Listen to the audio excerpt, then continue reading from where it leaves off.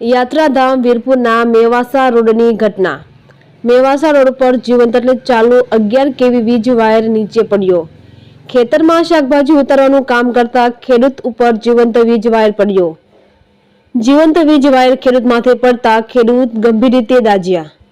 વીરપુરના મોટા ભાગના ફીડરોમાં 40 વર્ષથી વાયરો બદલવામાં ન આવ્યા હોવાથી જીવંત વીજ વાયર નીચે પડ્યો હોવાના આક્ષેપ। ભીખુભાઈ વઘાસિયા નામના ખેડૂતના માથાના વાળ પર જીવંત વીજ વાયરમાં ચોટેલ જોવા મળ્યા। ખેતરમાં કામ કરતા અન્ય ખેડૂતે ભીખુભાઈ વઘાસિયાને વીજ વાયરથી દૂર કર્યા।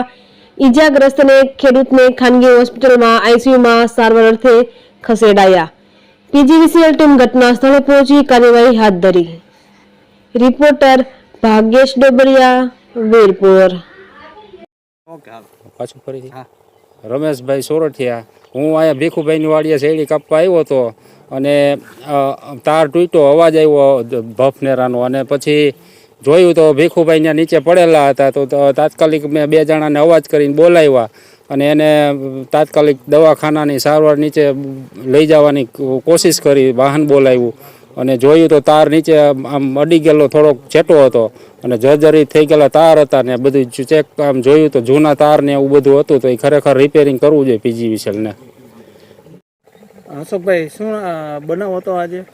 આજે મારા કાકા શાકભાજી ઉતારતા, અમે કામ કરતા હતા, ચાલુ 3 ફેસ લઈને તાર તૂટીને થાંભલેથી માથે પડ્યો મારા કાકાને। બહુ ગંભીર ઈજા થઈ છે, એટલે સારવાર માટે દવાખાને, અને હાવ તાર બધા પતી ગયેલા, ગરા પડેલા। આ તાર બદલાવ્યું છે, નહીં તો આના આવા અકસ્માત થયા જ કરશે।